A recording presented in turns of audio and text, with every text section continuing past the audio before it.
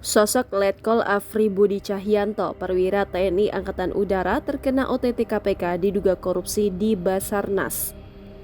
Sebanyak 8 orang diamankan dalam operasi tangkap tangan atau OTT yang dilakukan oleh Komisi Pemberantasan Korupsi pada Selasa 25 Juli 2023. Mereka ditangkap KPK di wilayah berbeda.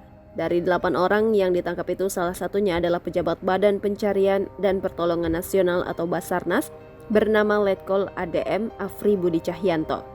Letkol Afri Budi Cahyanto diketahui merupakan perwira TNI Angkatan Udara yang ditugaskan di luar institusi TNI. Ia saat ini menjabat sebagai Koordinator Administrasi Kabasarnas. Sebelum bertugas di Basarnas, Letkol Afri Budi Cahyanto pernah menjabat sebagai Kapolres Lanut Rosmin Nurjadin di Pekanbaru Riau. Dilansir dari laman resmi TNI Angkatan Udara, Letkol Afri Budi Cahyanto tercatat sebagai alumnus perwira karir TA 2002-2003. Juru bicara penindakan dan kelembagaan KPK Ali Fikri mengatakan 8 orang tersebut merupakan jumlah sementara pihak-pihak yang berhasil diamankan oleh tim penyelidik dan penyidik KPK. Meski demikian, Ali belum merincikan siapa saja nama-nama para pihak yang terjaring OTT tersebut.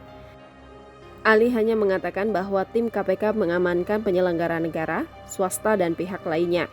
Menurut Ali, mereka ditangkap di sekitar daerah Cilangkap, Jakarta Timur, dan Jati Sampurna, Bekasi, Jawa Barat.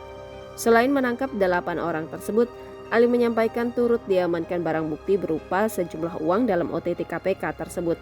Wakil Ketua KPK Nurul Gufron mengatakan pejabat Basarnas dan para pihak lainnya diamankan karena diduga melakukan penyerahan uang terkait dugaan korupsi pengadaan barang dan jasa. Saat ini, katanya KPK memiliki waktu 1 kali 24 jam untuk menentukan status hukum pejabat Basarnas tersebut dan pihak lainnya. Jangan lupa subscribe, share, komen, dan like ya!